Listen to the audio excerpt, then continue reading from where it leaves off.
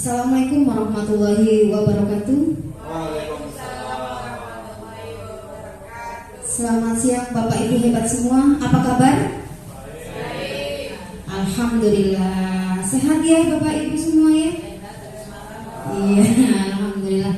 Kepada yang terhormat Bapak Kepala SD Negeri Bojong 1 yang kami hormati, segenap Bapak Ibu Dewan Guru SD Negeri Bojong 1 dan tenaga pendidikan SD Negeri Bojong 1 yang saya hormati. Puji syukur alhamdulillah pada siang hari ini kita dapat dipertemukan dan berkumpul di acara diseminasi dan aksi nyata budaya positif. Perkenalkan, nama saya Nur Asia dari SD Negeri Bojong 1, calon guru penggerak angkatan 9 Kabupaten Tegal, Jawa Tengah. Salam serta salam senantiasa terima curahkan kepada junjungan kita Nabi Agung Nabi Muhammad SAW beserta keluarga dan sahabat-sahabatnya. Kita sebagai umatnya sangat mengharapkan segala syafaatnya hingga yaumul kiamah. Amin ya robbal alamin. Bapak Ibu guru hebat, perkenalkan saya ya untuk mendiseminasikan aksi nyata budaya positif modul 1.4 ya. Sebelumnya kita breaking dulu ya Bapak Ibu ya. Kalau saya ikutin saya ya, kita memutar ibu jari searah dengan jarum jam. Ini jari telunjuk ya, kalau bukan ibu jari kesuwen. Jari telunjuk diputar sesuai searah jarum jam. Yuk mulai ya Bapak Ibu ya. Pelan dulu. Pelan dulu. Agak kenceng. Yuk. Agak cepat. Pelan. Agak cepat. Cepat. Dagu.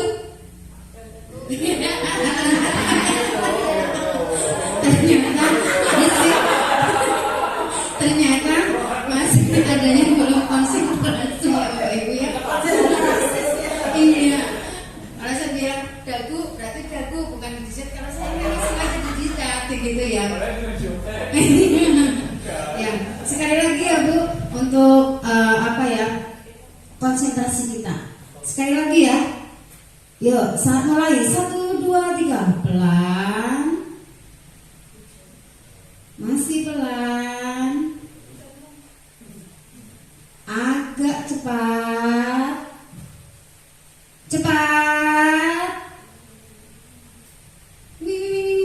Pelan lagi. Agak cepat. Cepat. Telinga. Alhamdulillah. Bapak ternyata masih belum konsentrasi. Oke, kita berarti konsentrasinya ya. Alhamdulillah masih banyak yang bisa konsentrasi karena memang waktunya siang ya, sudah biasa tidur siang. Mohon maaf ya karena mengganggu waktu istirahat Bapak Ibu. Next, sebelumnya saya tanya dulu, ada yang tahu budaya positif itu apa Bapak Ibu?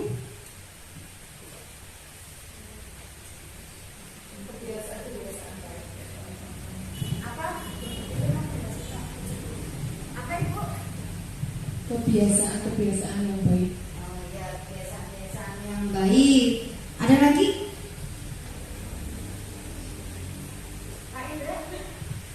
Budaya positif tapi budaya yang tidak negatif. Oh iya, betul.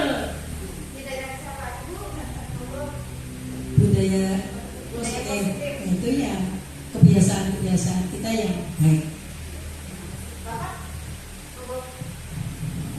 Budaya positif ini membiasakan putra-putri atau siswa-siswi untuk memiliki karakter yang baik dalam kehidupan sehari-hari. Teman-teman tepuk tangan buat Bapak Ibu hebat semua. Ya, jawabannya tidak ada yang salah, jawaban betul semua. Ya, next. Di sini ya pengertian budaya positif yaitu ya nilai-nilai, keyakinan-keyakinan dan kebiasaan-kebiasaan baik di sekolah yang berpihak pada murid. Ya, di sini berpihak pada murid agar mereka dapat berkembang menjadi pribadi yang kritis, penuh hormat dan bertanggung jawab. Ya, jadi di sini karena kadang sama lingkungan ya, dengan lingkungan walaupun kita budaya positif sudah ditanamkan, tapi karena lingkungan, baik lingkungan di rumah maupun di masyarakat itu bisa mempengaruhi budaya-budaya yang melekat pada diri anak itu sendiri. Oke, next. Oke, di sini ya konsep dasar modul 1.4 budaya positif. Yang pertama ada perubahan paradigma belajar, disiplin positif, kebutuhan dasar manusia, motivasi perilaku manusia, posisi kontrol, keyakinan kelas dan segitiga restitusi. Di sini ya sebagai pekerjaan rumah kita mewujudkan profil pelajar Pancasila. Ya, karena memang sekarang sudah ya berlaku kurikulum merdeka walaupun belum semuanya. Dan sebagai pengingat kita yaitu pembelajaran yang berpihak kepada murid. Ya, kita sebagai pemimpin pembelajaran di sekolah. Menurut Ki Hajar Dewantara bahwa tujuan pendidikan yaitu menuntun segala kodrat yang ada pada anak-anak, mereka dapat mencapai keselamatan dan kebahagiaan yang setinggi-tingginya, baik sebagai pribadi maupun sebagai masyarakat. Oleh karenanya, pendidikan itu hanya dapat menuntun tumbuh atau hidupnya kekuatan kodrat yang ada pada anak-anak agar dapat memperbaiki lakunya, bukan dasarnya. Hidup dan tumbuhnya kekuatan kodrat anak-anak. Ya, jadi menurut Ki Hajar Dewantara itu sebagai guru itu hanya menuntun. Ya, Bapak Ibu diibaratkan guru itu sebagai petani yang hanya menanam, ya, menyebar benih, ya, menyemai dan memanen. Yang pertama, ya, yang sudah tadi saya sampaikan itu adalah perubahan paradigma teori kontrol. Yang pertama, ilusi guru mengontrol siswa, ilusi bahwa kritik dan membuat orang merasa bersalah dapat menguatkan karakter, ilusi bahwa semua penguatan positif, efektif dan bermanfaat, ilusi bahwa orang dewasa memiliki hak untuk memaksa. Boleh nggak sih Bapak Ibu kita memaksa anak, kamu ini harus begini? Boleh nggak Bapak Ibu? Memaksakan kehendak kita. Saya pengennya si A jadi ini, misalnya anak kita sendiri ya, si A jadi polisi, itu harus memaksa. Boleh nggak Bapak Ibu? Sedangkan anak punya cita-cita sendiri, boleh nggak? Boleh. Ya, walaupun nantinya anak itu menentukan apa saja sendiri. Oke, ada yang lain? Boleh memaksa. Ya, sebenarnya kita itu tidak boleh memaksa ya, tapi kita hanya menuntun. Ya, tidak memaksa tapi menuntun. Ini loh anakku, ya, baik kalau kata anak sendiri maupun di sekolah. Ini loh nak, ya, kalau kamu seperti ini, nanti jadinya seperti ini. Tidak, kamu harus seperti ini, nanti seperti ini. Itu tidak boleh. Tapi kita hanya menuntun. Nanti lambat laun mereka akan paham dengan sendirinya seperti itu. Ya, next. Ya, nih. Perubahan paradigma stimulus respon teori kontrol. Siapa yang sesungguhnya yang memiliki kontrol? Stimulus respon. Kita mencoba merubah orang agar berpandangan sama dengan kita. Benar apa tidak Bapak Ibu? Kita mencoba merubah pandangan orang agar sama dengan persepsi kita. Tidak boleh ya. Oke. Yang kedua, perilaku buruk dilihat sebagai suatu kesalahan. Benar apa tidak Bapak Ibu? Tidak ya. Ya.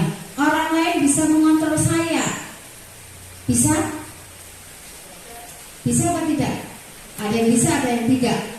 Ya, nanti ada jawabannya ya Ibu. Saya bisa mengontrol orang lain. Saya mengontrol misalnya Bu Bella. Itu tidak bisa sebenarnya. Orang lain pun tidak bisa mengontrol saya, karena kita sebagai kontrol diri sendiri. Ya. Pemaksaan ada saat bujukan gagal, dipaksa, memaksa anak, ya anak didik kita. Kamu tidak boleh gagal, kamu harus berhasil. Ya, itu adalah stimulus respon. Jadi memaksa. Sedangkan teori kontrol, ya, itu kita memahami pandangan orang lain tentang dunia. Ya, jadi tidak menyamakan persepsi dengan pikiran kita. Semua perilaku memiliki tujuan. Semuanya pasti seperti itu, ya, Bapak Ibu, ya. Terus hanya Anda yang bisa mengontrol diri Anda. Kolaborasi dan konsensus menciptakan pilihan-pilihan baru. Model berpikir menang-menang. Coba Bapak Ibu, ini duduknya berpasangan ya. Coba Pak Sukron dengan Bu Rila, apa Bu Bila dengan Bu Rila, Pak Sukron dengan Pak Suci. Ya ya. Kita bermain kepala tangan. Ya, kepala tangan. Ya, kepala tangan. Bu Bella dengan Bu apa Bu? Terserah semuanya. Yang penting punya pasangan. Ya, coba Bapak Ibu, tangannya mengepal. Ya, tangannya semuanya mengepal. Nanti boleh tidak Pak Suci ya membuka tangan, kepala tangannya Pak Sukron. Ya, boleh apa tidak? Ya, dipaksa-paksa boleh apa tidak? Silakan coba. Bu Rila dengan Bu Bila, ya, Bu Siva dengan Pak Indra. Iya ya, Pak Suci,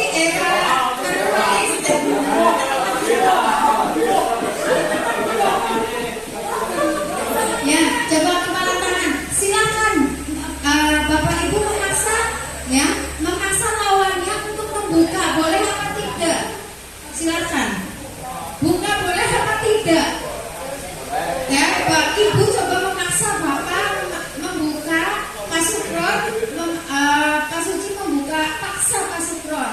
Boleh apa tidak Bu Rila sama Bu Bila? Coba dipaksa dengan alasan apapun.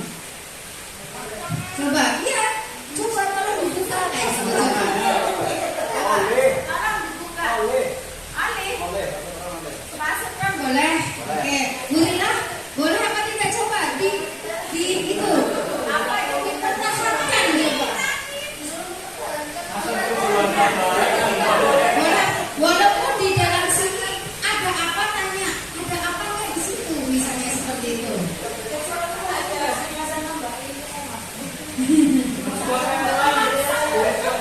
Bapak kasih kuat, bertahan. Oke, yang lainnya Bu Rila nggak boleh, Pak Sukron boleh, boleh. Bu Siva tadi sudah dibuka, nggak boleh.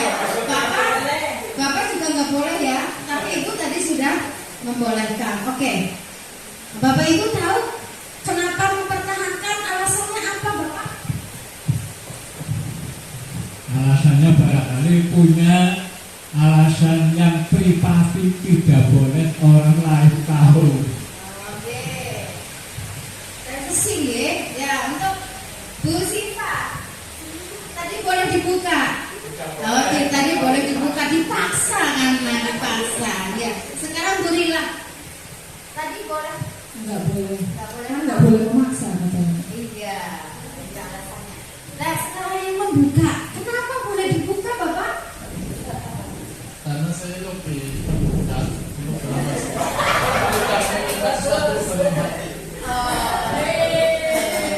Iya, sifatnya terbuka, welcome ya. Oke, ya. Jadi begini ya Bapak Ibu, ya. Seperti yang tadi saya sampaikan bahwa kita itu adalah kontrol diri kita sendiri. Ya, yang bisa mengontrol diri kita itu bukan orang lain, tetapi diri kita sendiri. Jadi kita harus bisa mempertahankan ya kepala tangan kita, apa yang kita miliki.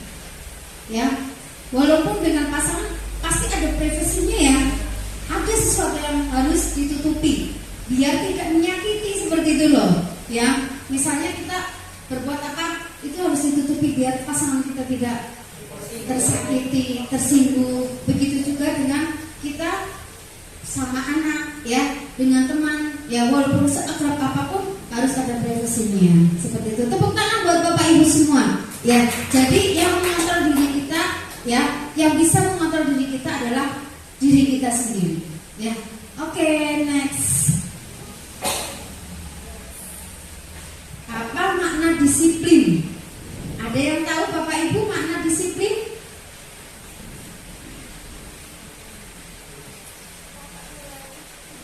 Apa? Taat aturan. Apalagi? Itu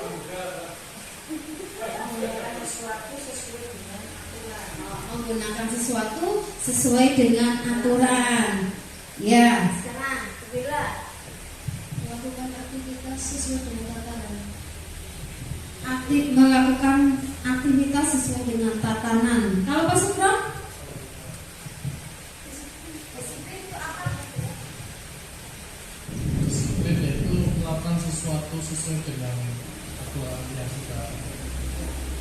Boleh kan? Pasti Buat saya sama udah disiplin itu tertib. Ya, tepuk tangan buat Bapak Ibu semua yang hebat-hebat. Oke, next. Ya. Ya. Kata disiplin berasal dari bahasa Latin yaitu disiplina yang artinya belajar. Mana asal dari kata ini berkonotasi dengan disiplin diri dari murid-murid Socrates dan Plato. Namun dalam budaya kita yang dilakukan seseorang pada orang lain adalah menghubungkan kata disiplin dengan ketidaknyamanan, bukan dengan apa yang kita hargai atau pencapaian tujuan semula. Nah ini disiplin, ya ini arti disiplin sendiri adalah kemampuan memerintah diri sendiri, ya, dalam mengontrol dan menguasai diri untuk memilih tindakan yang mengaca pada nilai-nilai yang kita hargai dengan penuh tanggung jawab tanpa terpengaruh orang lain. Itu disiplin, ya. Berarti memerintah diri sendiri. Oke.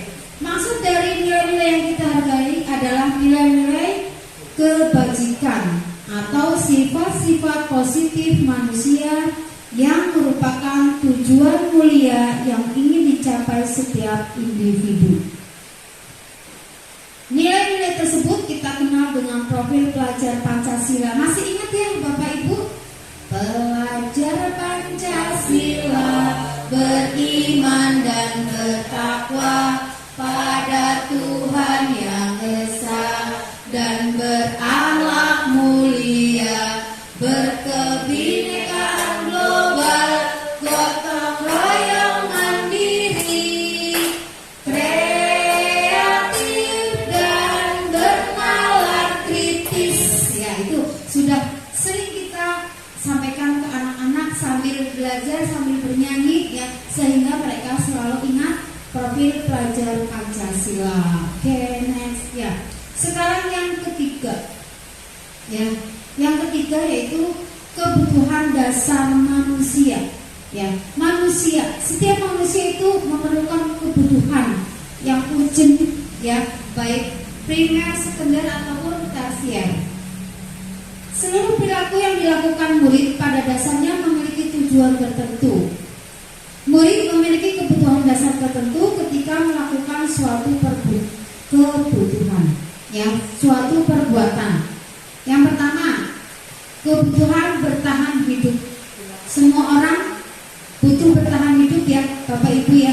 Dengan apa kita bertahan hidup? Dengan makan, minum, ya, terus pakaian, ya kan, biar tidak kedinginan, rumah, biar tidak kehujanan, ya, kebutuhan bertahan hidup. Kebutuhan cinta dan kasih sayang. Murid ingin diterima dan dihargai. Jadi mereka terkadang aleman, ya kan, aleman itu pasti apalagi kelas 1 ini dikasihi, ini disayang. Yang ketiga, kebutuhan penguasaan, yaitu kebutuhan atas kemampuan. Ya, jadi kemampuan mereka, ya, kadang ada yang mengatur kan, walaupun bukan ketua kelas, kadang mengatur karena ini, ya, diakui kemampuannya, jadi dia berkuasa di dalam kelas. Kebutuhan kebebasan, yaitu kebutuhan akal pilihan, memilih, bebas memilih, mau misalnya cita-citanya mau apa, itu boleh memilih, ya. Kebutuhan kesenangan, yaitu kebutuhan untuk merasa senang, ya, biar happy, ya. Mereka makanya sering bermain sendiri, ya, asik dengan dunianya sendiri karena mereka butuh kesenangan. Kita pun guru butuh kesenangan, gitu ya, Bapak Ibu ya. Oke. Ya. Yang keempat, motivasi perilaku manusia menurut David Wilson. Yang pertama, untuk menghindari ketidaknyamanan atau hukuman.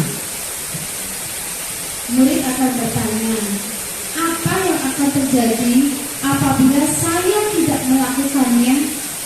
Ya, hal ini adalah merupakan motivasi eksternal, ya, dan untuk mendapatkan imbalan atau penghargaan dari orang lain.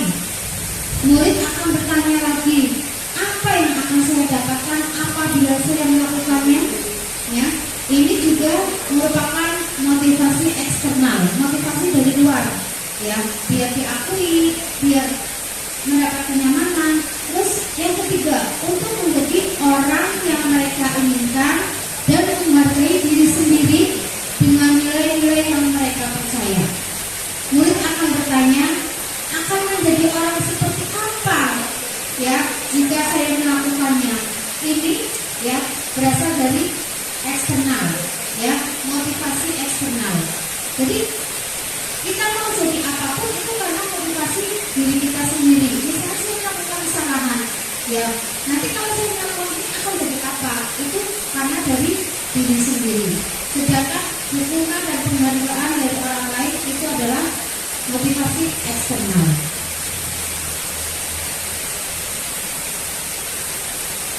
Oke.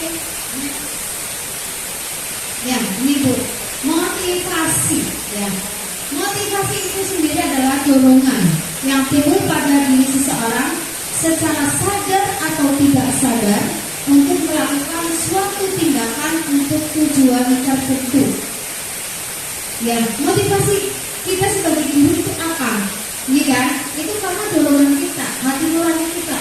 Saya ingin mendidik anak-anak, misalnya seperti itu, ya, mengeksplor ilmu-ilmu yang sudah kita dapatkan, ya, menuntun anak, ya, agar yang tidak baik menjadi baik, yang baik menjadi lebih baik.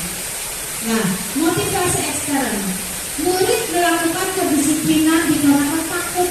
Mereka disiplin karena takut apa? Aturan, ya kan?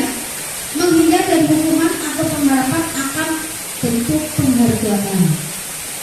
Itu motivasi ekstern. Ya, kita melakukan atau anak-anak melakukan misalnya berpakaian rapi karena takut apa? Takut dihukum, dapat sanksi. Iya kan Bapak Ibu? Nah itu, ya. Dan pengen dipuji, pengen dihargai. Nah, sedangkan motivasi internal, ya, murid melakukan kedisiplinan dikarenakan sadar akan nilai-nilai kebaikan dalam dirinya, menghargai diri, ya, diri sendiri, ya, menghargai nilai kebaikan dari diri sendiri. Itu motivasi internal. Nah, sekarang konsep disiplin dengan pendekatan restitusi. Ya, ini pendekatan restitusi itu sebuah cara menanamkan disiplin pada murid. Apa itu restitusi? Ya, restitusi adalah proses menciptakan kondisi bagi murid untuk memperbaiki kesalahan sehingga mereka bisa kembali pada kelompok mereka dengan karakter yang lebih kuat. Goshen 2004. Jadi di sini ya, segitiga restitusi ini perlu kita terapkan di sekolah. Ya, kenapa? Dalam segitiga restitusi ini ada 3 tahapan. Yang pertama, menstabilkan identitas. Yang kedua, validasi kebutuhan. Benar salah? Ya. Terus yang ketiga, menanyakan keyakinan. Next. Ya, ini ciri-ciri restitusi. Yang pertama, menguatkan dan fokus pada solusi. Jadi kalau anak ya ada permasalahan, kita harus bisa mencarikan solusinya.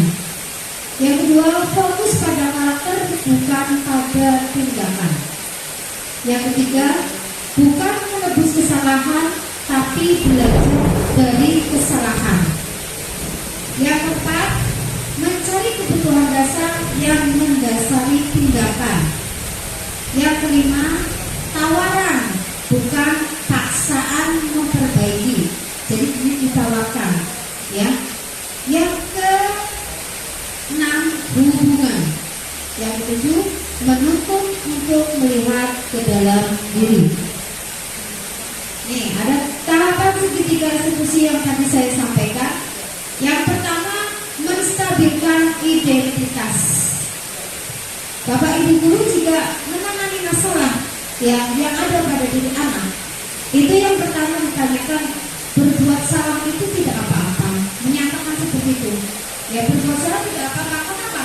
Setiap manusia ya pasti melakukan kesalahan. Tidak mungkin akan benar terus. Jadi kan Bapak Ibu? Ya, tidak ada manusia yang sempurna. Saya juga pernah melakukan kesalahan seperti itu. Kita bisa menyelesaikan ini. Bapak atau Ibu tidak tertarik untuk mencari siapa yang salah, tapi Bapak atau Ibu ingin mencari solusi dari permasalahan ini. Kamu berhak merasa begitu.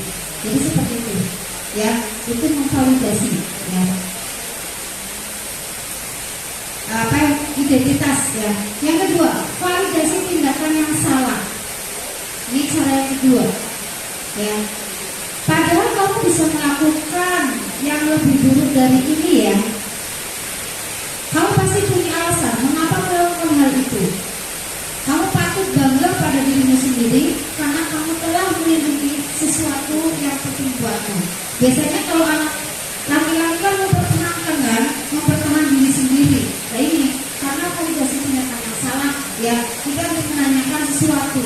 Kenapa kamu seperti ini? Apa alasannya? Ya kan? Di situ nanti pasti anak akan menyampaikan alasannya. Saya kan seperti ini berburu, misalnya. Saya dipaksa itu sih untuk nyala-nyala bukunya itu. Saya tidak mau berburu. Akhirnya mereka berkelahi seperti itu. Yang ketiga, menanyakan keyakinan. Ya, keyakinan dari murid. Apa yang kita percaya sebagai kelas atau keluarga, ya. Apa nilai-nilai umum yang kita telah sepakati? Apa bayangan kita tentang kelas yang ideal? Kamu mau menjadi orang seperti apa?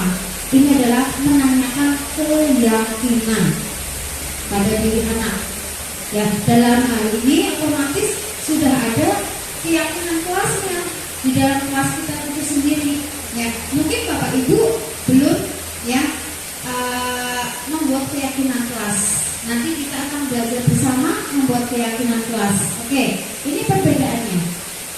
Ada satu kasus murid datang terlambat ke sekolah. Ya, ini ada hukuman konsekuensi, ya, dan ini sebenarnya restitusi. Ya, bukan konsekuensi, ini restitusi. Hukuman, ya, murid disuruh berdiri di depan kelas. Ini adalah suatu hukuman. Kalau dulu kita sekolah seperti itu ya, Bapak Ibu ya terlambat, ya,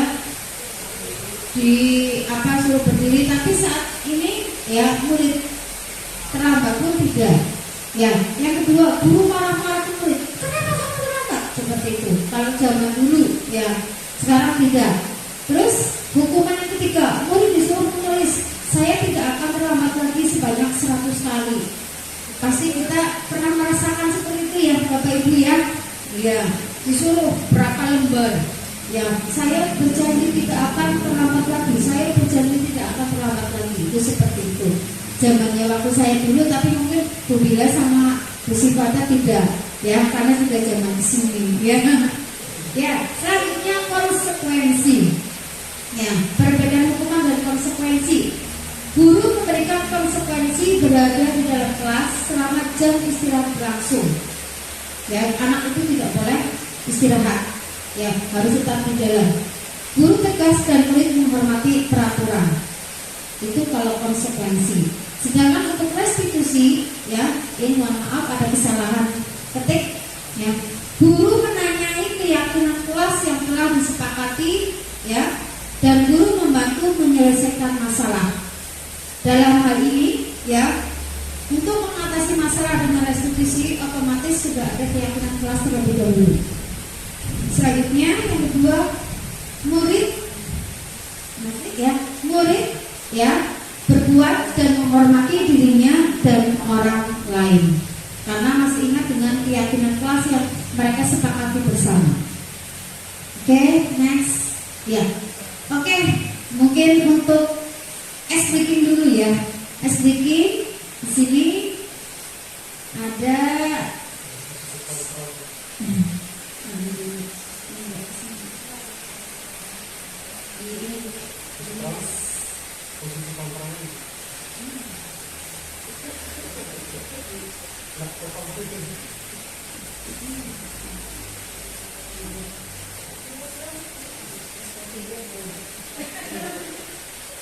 Oke, sekarang kita berdiri dulu. Ya, ini ada ice breaking buka tutup, tapi tidak terhubung ke satu ya. Ya, bisa dicek lagi. Ininya nggak bisa masuk ke sini, bluetoothnya nggak mau. Oke, kita buka tutup ya, Bapak Ibu ya. Coba berdiri Bapak Ibu. Mungkin kita lelah ya, biar tidak lelah. Buka tutup, buka tutup. Bertepuk tangan. Buka tutup, buka tutup. Goyangkan tangan. Buka diputer, dipusing-pusing, dipusing-pusing. Goyangkan badan. Dipusing-pusing, dipusing-pusing. Goyangkan lutut. Bisa ya Bapak Ibu ya? Yo coba. Yo, 1, 2, 3. Buka tutup, buka tutup. Bertepuk tangan. Buka tutup, buka tutup. Goyangkan tangan. Dipusing-pusing, dipusing-pusing. Goyangkan badan. Dipusing-pusing, putar, pusing. Goyangkan lutut. Sekali lagi. Buka tutup, buka tutup. Bertepuk tangan. Buka tutup, buka tutup. Goyangkan tangan. Dipusing-pusing, dipusing-pusing. Goyangkan badan. Dipusing-pusing, dipusing-pusing. Goyangkan lutut. Lagi Bapak Ibu, apa sudah cukup? Cukup ya, dipusing-pusing nanti tambah pusing ya. Ya, itu untuk merefresh ya, merefresh. Ya, selanjutnya, oke, 5 posisi kontrol guru. Ya, ada 5 posisi kontrol guru. Yang pertama yaitu penghukum. Guru menghukum murid. Ya, misalnya seperti tadi, anak terlambat, ya, atau anak tidak berseragam lengkap saat upacara, disuruh berdiri sendirian, dipisah. Itu adalah ya guru, ya, kontrol guru sebagai penghukum. Boleh apa tidak Bapak Ibu? Tidak boleh ya. Itu menghukum ya merasa lah ya, saya kok di sini ya disuruh berdiri sendirian. Misal kalau banyak temannya mending itu saja malu ya, itu membuat malu anak ya, apalagi sendirian ya, membuat merasa ya anak-anak itu merasa malu terhadap dirinya sendiri dan temannya.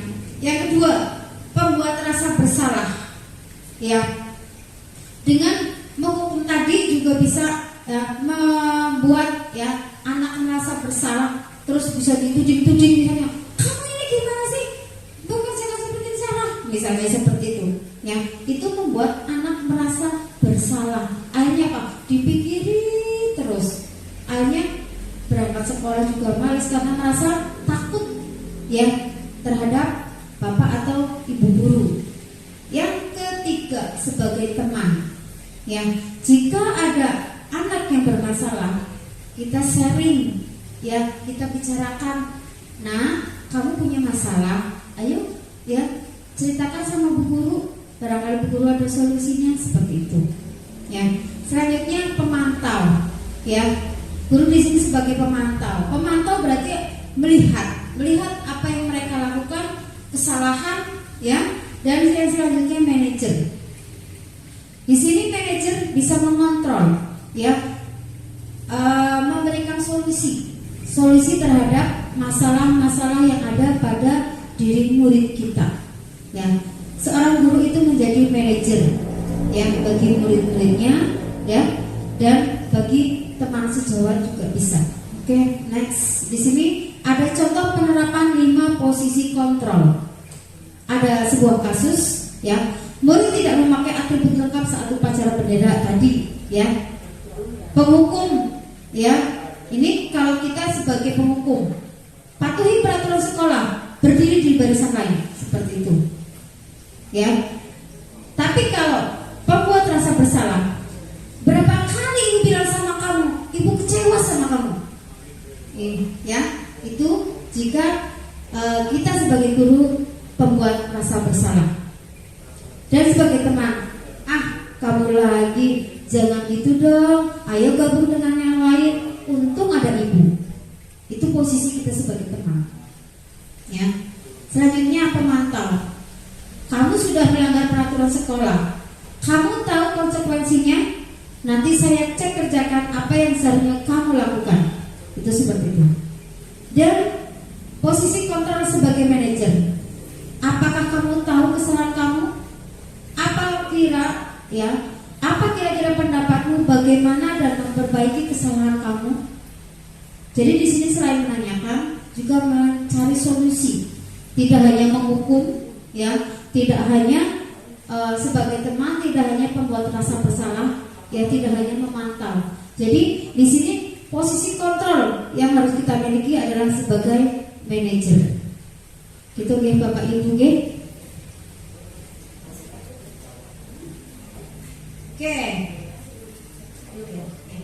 Terus keyakinan kelas, ya Bapak Ibu.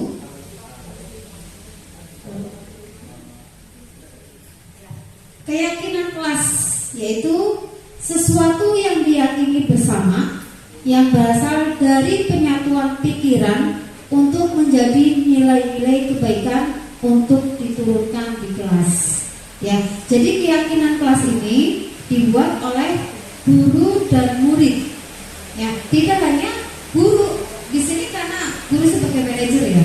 Guru hanya menuntun anak-anak biar kelas kita terasa aman, nyaman, kamu merasa ya dihargai, merasa diakui oleh teman dan oleh guru. Ayo kita bareng-bareng ya membuat keyakinan kelas.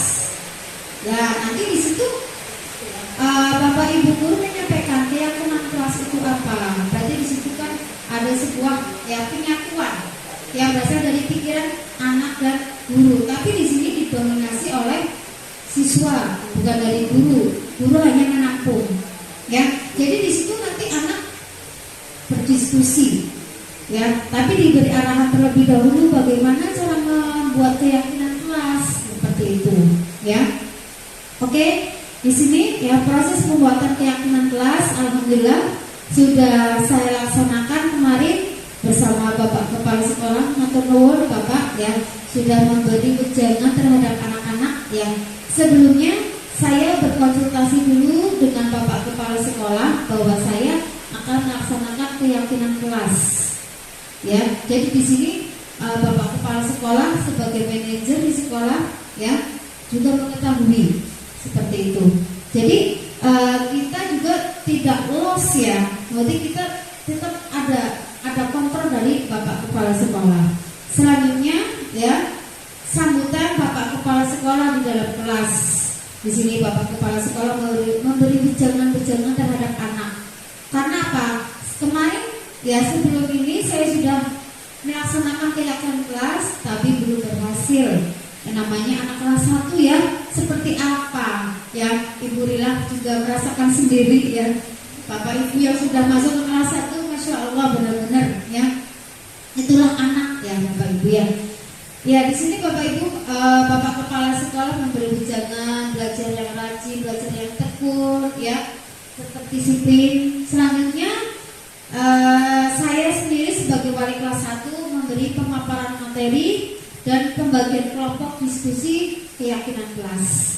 Ya, jadi saya buat 7 kelompok di situ ya, yang satu kelompoknya terdiri dari 4 anak. Ya, mereka berdiskusi ya.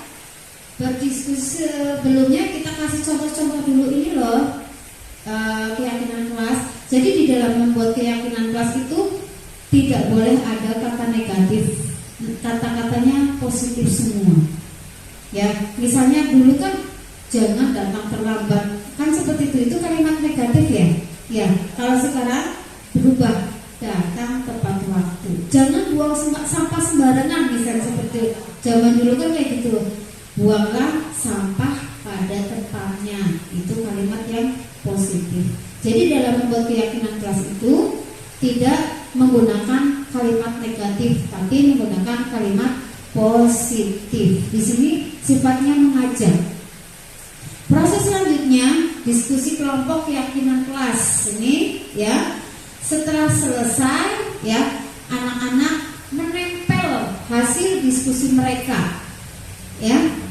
Diskusi keyakinan kelas ditempel. Selanjutnya ini hasil diskusi kelompok keyakinan kelas. Dan selanjutnya setiap kelompok itu membaca hasil diskusi mereka.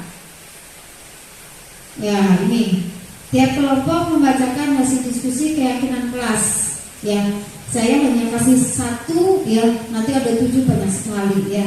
Dan selanjutnya penjelasan hasil diskusi kelompok keyakinan kelas.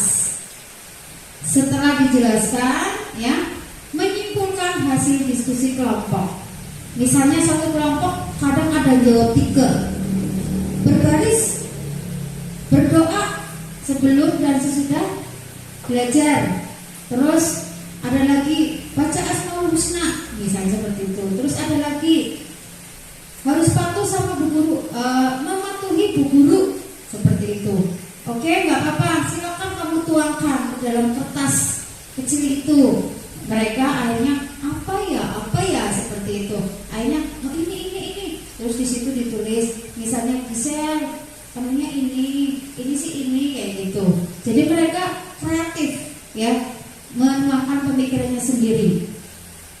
Nah, dari hasil keyakinan kelas menghasilkan next ini keyakinan kelas 1 yang sudah disepakati bersama anak dan guru. Yang pertama, datang tepat waktu.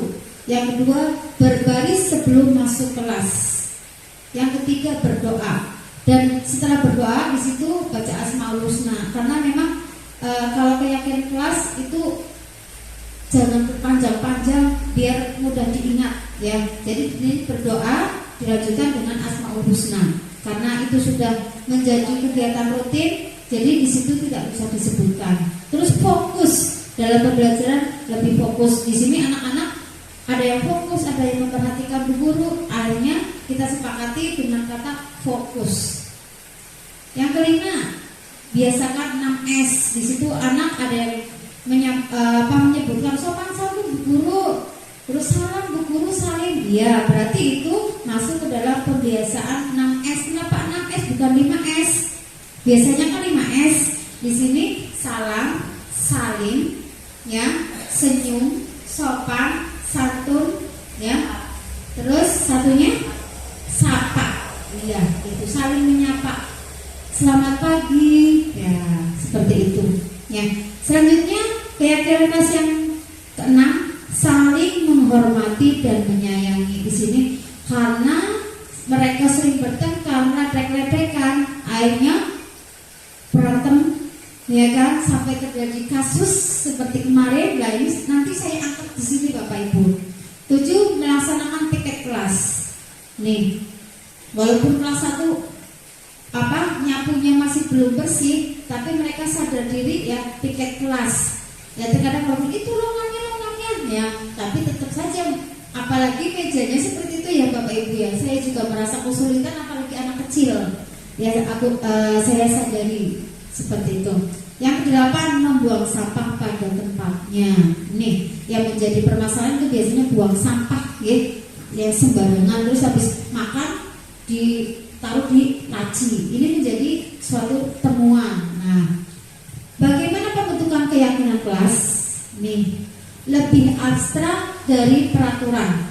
Ya, jadi tidak terlalu tidak mengikat sekali. Kalau peraturan harus seperti ini, ya. Terus sedikit saja, kalimatnya sedikit saja agar mudah diingat. Berupaya pernyataan universal sesuai dengan kondisi kelas agar mudah diterapkan. Sesuai otomatis kita juga yang tahu ya Bapak Ibu, kondisi kelas di kita sendiri dibuat dalam bentuk positif. Ini tadi yang sudah saya sampaikan. Terus semua warga kelas ikut serta atau terlibat dalam pembuatan keyakinan kelas. Karena di sini mereka yang membuat, mereka sendiri yang juga melaksanakannya.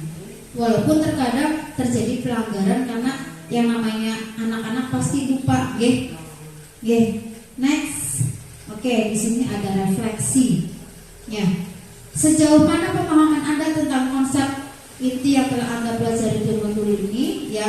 Setelah mempelajari modul 1.4, saya sudah memahami konsep-konsep inti dalam budaya positif yang berkaitan dengan disiplin positif, teori kontrol, teori motivasi, hukuman dan penghargaan, posisi kontrol guru, kebutuhan dasar manusia, keyakinan kelas, dan segitiga restitusi.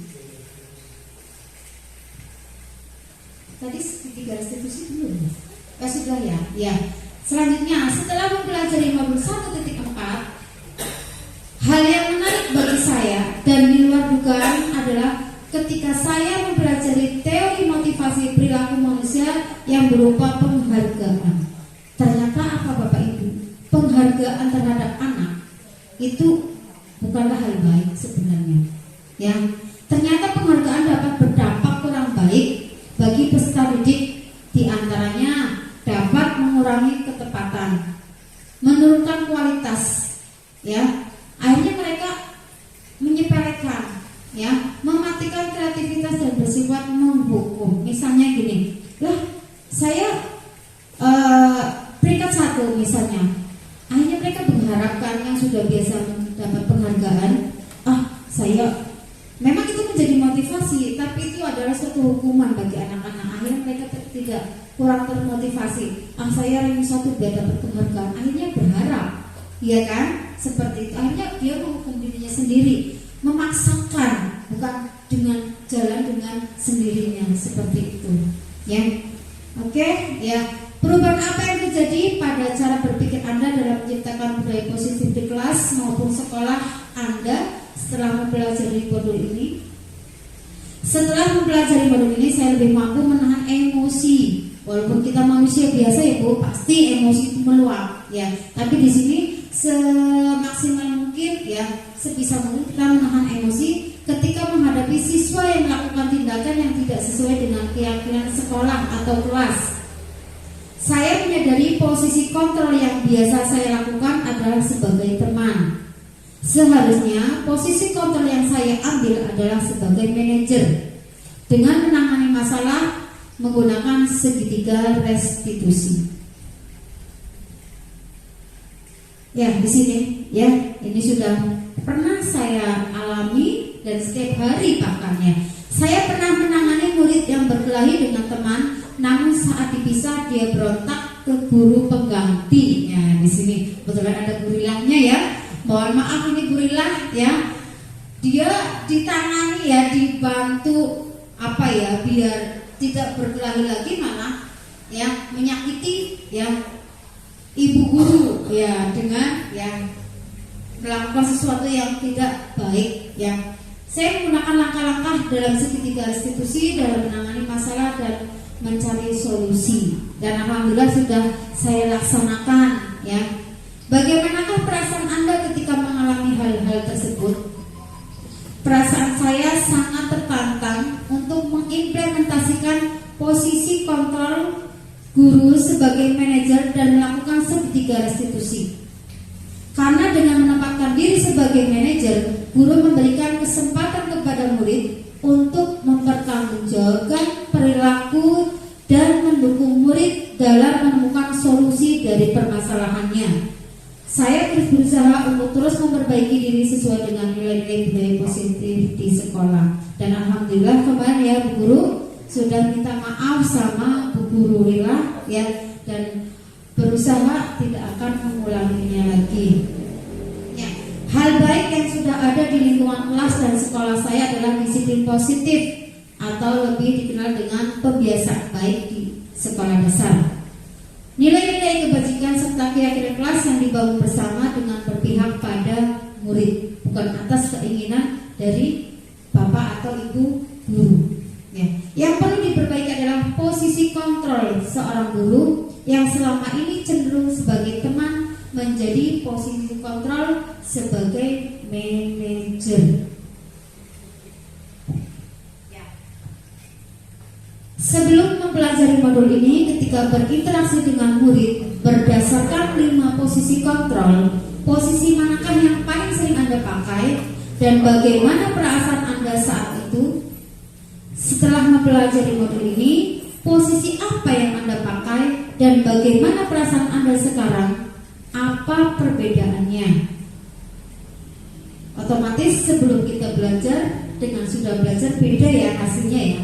Ya, sebelumnya saya sering menggunakan posisi kontrol sebagai teman. Perasaan saya saat itu saya sudah melakukan hal yang benar dengan tindakan yang saya berikan kepada murid karena kasih sayang ya. Itu karena rasa sayang kita kepada murid, meskipun kadang hasil yang saya harapkan kurang sesuai atau signifikan. Setelah mempelajari modul ini, ya, saya mencoba menggunakan posisi kontrol sebagai manajer. Murid akan semakin kreatif menemukan solusi atas permasalahannya sendiri. Sebelumnya saya tidak pernah menggunakan konsep segitiga restitusi. Memang ya, sebelum saya belajar segitiga restitusi pun tidak pernah melakukan hal itu. Yang penting anak berkelahi dilerai, dipisahkan seperti itu, tidak mencari solusi. Itu biasa kita lakukan nih Bapak Ibu ya. Selain konsep-konsep yang disampaikan dalam modul ini, adakah hal-hal lain yang menurut Anda penting untuk dipelajari dalam proses penciptaan budaya positif baik di lingkungan kelas maupun sekolah?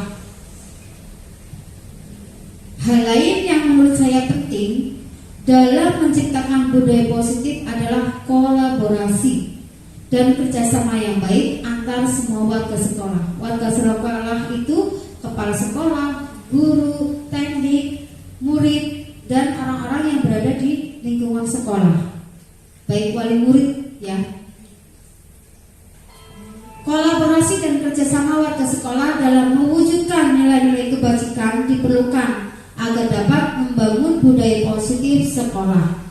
Melalui SOP sebagai acuan untuk pembiasaan kepada anak-anak SD, juga ada kesepakatan belajar di kelas melalui bernyanyi untuk mengingatkan kepada murid, seperti ya anti bully ya.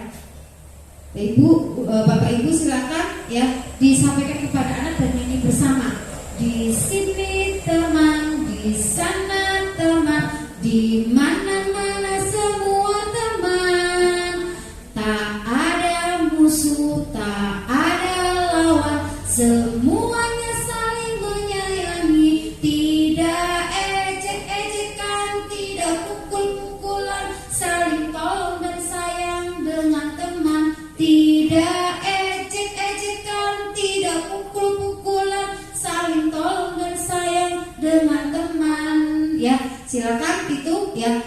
dibully ya, itu kan sedang digembar-gemborkan ya oleh pendidikan, dinas pendidikan dan kebudayaan, karena memang saat sekarang ini ya kondisi pendidikan di Indonesia sangat miris ya, dengan banyak kejadian-kejadian yang terjadi ya. Guru ya dibacok sama muridnya ya, guru didenda yang 50 juta gara-gara anak tidak sholat disuruh sholat. Harusnya itu kan sebagai orang tua juga kontrol ya, seperti itu, tidak menyudutkan kepala, tidak menyudutkan guru, tetapi lebih menasihati anak. Itu karena salah kamu tidak sholat, seperti itu, bukan malah guru yang disalahkan. Ya, dalam dunia pendidikan saat ini memang guru benar-benar disorot nih, baik perilaku maupun segalanya. Ya, salah yang disalahkan gurunya, padahal anaknya sendiri yang salah. Ya, oke, ini dokumentasi praktek segitiga restitusi ini ya. Kemarin anak yang memang melakukan kesalahan dan ada berontak terhadap yang melerai dan melindungi dia, akhirnya saya ajak berdiskusi ya untuk memecahkan masalah ya, kenapa terjadi seperti itu ya, apa alasannya ya, solusinya, dan akhirnya alhamdulillah dia sadar diri dan mau minta maaf dan tidak mau melakukannya lagi. Oke, terima kasih Bapak Ibu semua, Bapak Ibu hebat. Tepuk tangan buat Bapak Ibu hebat semuanya. Terima kasih atas waktunya, dan monggo barangkali ada pertanyaan. Pak Sukron. Ya, Assalamualaikum warahmatullahi wabarakatuh. Waalaikumsalam warahmatullahi wabarakatuh. Saya ingin bertanya, apabila ada anak yang melanggar tata tertib sekolah, itu bagaimana cara tindakan kita? Terima kasih.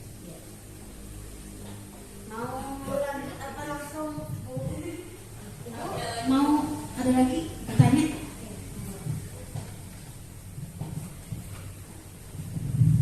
Bismillahirrahmanirrahim. Izin tanya Ibu. Pertanyaannya ada dua, boleh?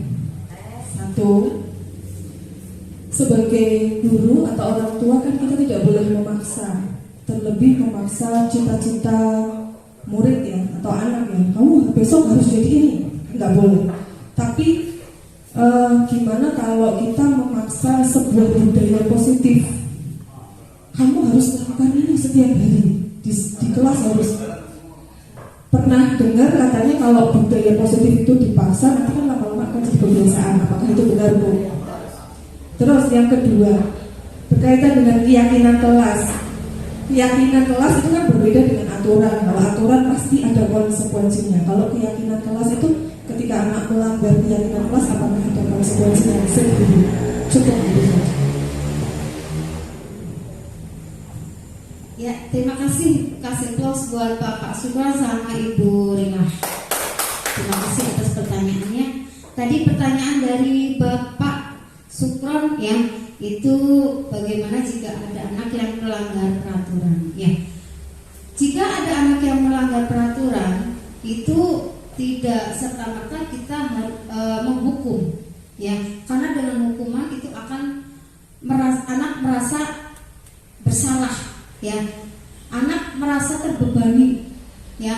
Juga tidak boleh ya, tidak boleh menghukum ya, karena itu nantinya akan berakibat fatal. Itu menjadi anak malah menjadi berontak kalau dihukum. Yang seperti ini nanti saya akan mengulang lagi. Itu kalau dihukum dengan hukuman itu akan mengulang dan mengulang terus ya. Contohnya itu kan tidak mengenakan atribut saat hari Senin ya, atribut sekolah, akhirnya mereka hanya dihukum itu akhirnya ya tanpa solusi, akhirnya mereka melakukan lagi secara berulang-ulang. Maka dari itu jika memang ada seperti itu, kita menggunakan segitiga restitusi Jadi ditanyai permasalahannya apa, kenapa kamu sering melanggar aturan sekolah atau tidak mengenakan atribut sekolah, ya, perlengkapan sekolah. Jadi anak nanti bercerita. Setelah bercerita, kita kasih solusi seperti itu. Oh, kamu seperti ini. Iya Bu Guru, misalnya Bapak saya kan lagi itu Bu, tidak kerja, jadi saya mau beli dasi saja uangnya nggak ada, misalnya seperti itu. Jadi mereka mengungkapkan perasaannya. Nah, setelah itu kita kasih solusi. Oh seperti itu, ya udah nanti setelah ini kamu bisa umpul-umpul, uang jajan kamu kan masih ada, itu dikumpulkan harganya 10.000 misalnya seperti itu. 1.000 10 hari itu kan bisa. Itu kasih solusi, ya seperti itu Pak Sukron. Terus untuk yang dari Bu Rila, ya kita tidak boleh memaksa anak atau memaksa murid, itu memang iya, karena sifat kita sebagai orang tua baik di rumah maupun di sekolah itu menuntun. Jadi menuntun anak ke arah yang lebih baik. Walaupun anak kekeh, ya udah seperti ini, kamu kekeh misalnya mau seperti ini cita-cita kamu, tapi nanti efeknya seperti ini loh, itu dikasih jangan seperti itu, dikasih arahan. Jadi nanti dengan sendirinya anak akan sadar, oh iya ya saya nanti imbasnya seperti ini. Jadi kayak itu. Terus yang kedua pertanyaan dari Bu Rila, ya melanggar keyakinan kelas. Memang budaya positif perlu kita terapkan di dalam kelas maupun di seluruh sekolah. Itu karena budaya baik, nilai-nilai dan kebajikan ya. Itu nilai baik ya. Itu memang kalau tidak dipaksakan, tidak akan mereka lakukan. Walaupun di sini memaksa, tapi kan memaksanya dalam bentuk positif, tidak akan dihukum atau gimana, tapi ada pengarahan ya. Pertama tidak melakukan, diingatkan, kamu kok nggak sholat, nanti bagaimana, kamu kan harus mendoakan orang tua besok, kalau nggak sholat itu bagaimana, itu kan untuk diri kamu sendiri. Seperti itu dikasih penguatan ya. Setelah itu anak dengan sendirinya sadar, oh iya ya benar apa yang disampaikan Bu Guru ya, oh ya udah kalau seperti itu saya akan sholat terus. Nah itu jadi ada manfaatnya apa, dikasih penguatan oleh kita. Jadi anak dengan sendirinya sadar ya. Itu dari internal sendiri ya, bukan karena hukuman, itu dari faktor eksternal bukan, tapi dari internalnya sendiri itu juga lebih kuat. Seperti itu Bapak Ibu nggih. Ya. Masih ada lagi apa sudah cukup? Sudah cukup nggih. Terima kasih Bapak Ibu yang sudah ya mengikuti aksi nyata saya ini. Semoga aksi nyata ini bermanfaat bagi kita semua ya, dan bisa kita kita lakukan di dalam kelas kita sendiri. Bukan saya menggurui atau mengajari ya Bapak Ibu, tapi karena memang di sini ternyata di calon guru penggerak ini ya saya mengikuti sekep itu banyak manfaatnya Bu ya. Kita jadi keyakinan kelas itu apa, restitusi itu apa, jadi tahu. Coba kalau saya tidak ada, nah yang penting saya seperti ini, seperti itu ya. Jadi jalan apa adanya. Ternyata banyak sekali aturan-aturan atau keyakinan-keyakinan yang memang harus kita lakukan tanpa memaksa, tetapi menuntun seperti filosofi dari Ki Hajar Dewantoro. Terima kasih atas waktunya dan kesediaannya. Tetap semangat ya. Tepuk semangat. Semangat. Semangat. Terima kasih. Saya ucapkan wallahu muwaffiq wa aqwamit thoriq. Wassalamualaikum warahmatullahi wabarakatuh. Dan yang pada hari ini masuk, semoga selalu diberi kesemangatan. Semangat belajar ya. Semangat. Semangat ya.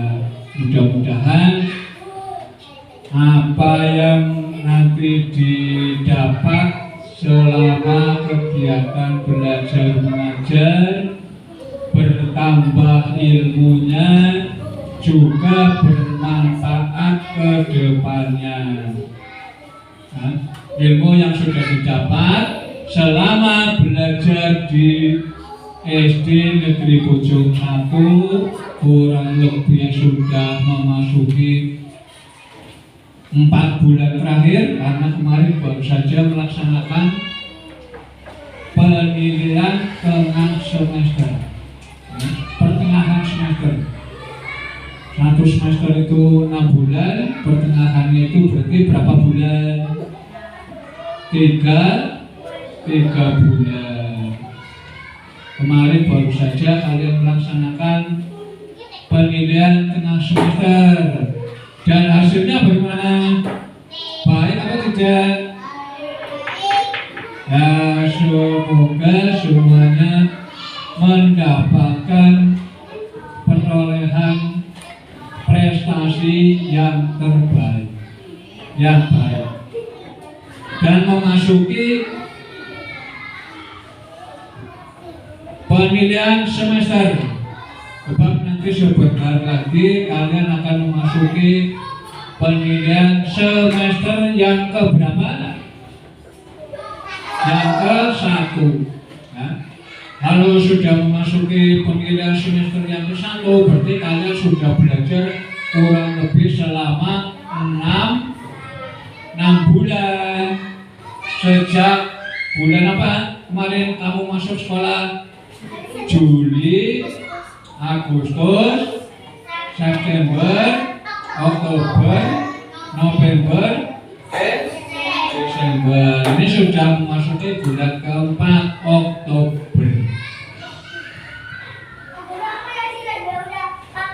Ya. Kelas itu, nanti kamu tulis di sini, ya. Keyakinan kelas itu misalnya datang tepat waktu, ya. Terus berdoa, fokus mengerjakan PT.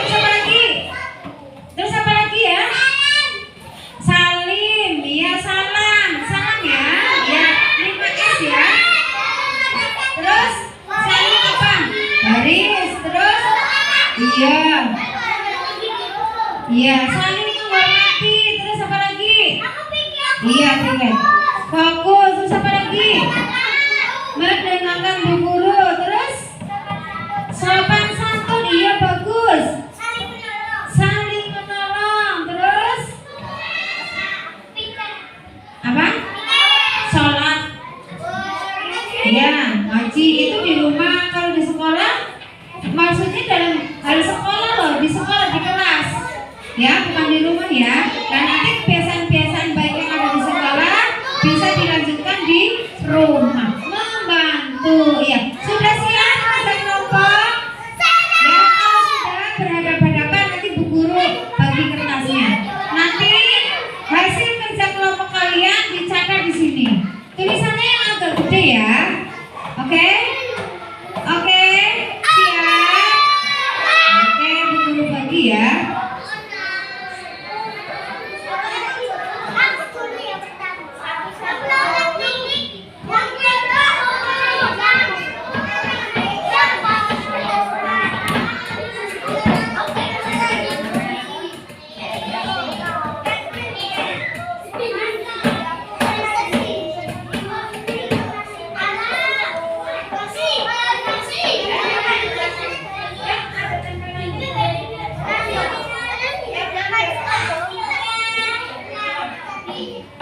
Yang ada lemnya jangan menulis ya, yang menulis yang nggak ada lemnya.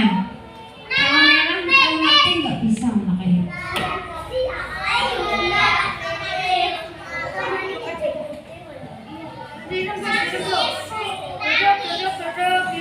Dirembuk. Rembukan.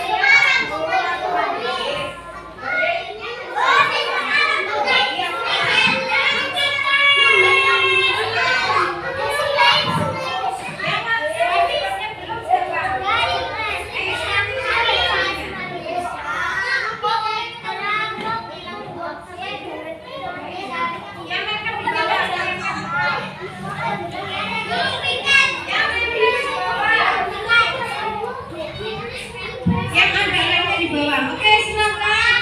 Kalian rendukan, kalian bersama dengan teman satu. Halo.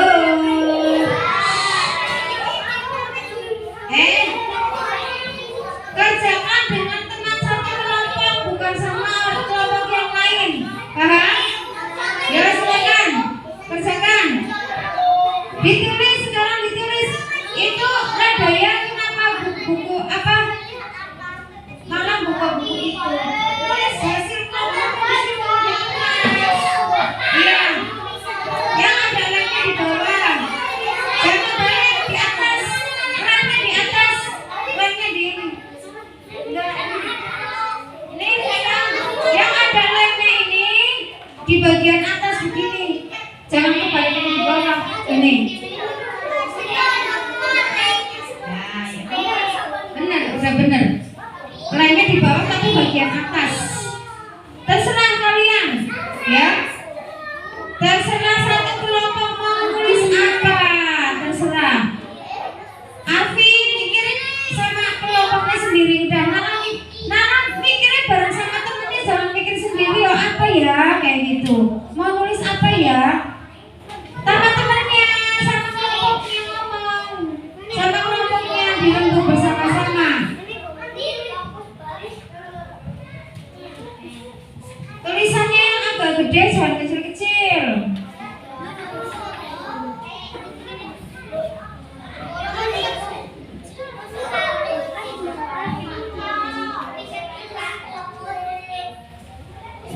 Ini yang pertama, kelompoknya siapa? Oh sih, coba sini sih, dibaca sih. Gak usah namanya. Hasil kerja kelompok atau diskusi kelompoknya Osi dan teman-temannya. Dibaca. Fokus. Pikir. Ya. Doa sebelum belajar. Ya. Salim. Salim. Iya, tepuk tangan buat kelompok Osi. Dulu. Sepatunya dipakai, Mas. Ya, kelompok selanjutnya ini yang kedua. Ini siapa ini? Naura. Yuk, maju. Ini hasil kerja kelompoknya Naura. Dibaca. Berdoa. Mari sebelum masuk kelas pikir. Sopan santun. Iya, tepuk tangan buat kelompoknya Naura. Selanjutnya ini kelompoknya siapa? April. Yuk maju sini yang mau maju. Adilan saja, Adilan. Fokus. Baris pikir. Sopan santun. Ya, tepuk tangan buat kelompoknya Adela. Selanjutnya ini punya kelompoknya siapa? Naura. Naura. Siapa sih? Nova. Ya sini Nova. Tasnya ditaruh no. Ya. Ya, ini hasil kerja atau diskusi kelompoknya Nova. Dibaca. Pikir kelas. Saling. Iya, tepuk tangan buat kelompoknya Nova. Selanjutnya, ini kelompoknya siapa? Nala. Nala, kelompoknya Nala. Yuk dibaca. Baris sebelum masuk kelas. Sopan santun. Berdoa pikir kelas. Iya, tepuk tangan buat kelompoknya Nala.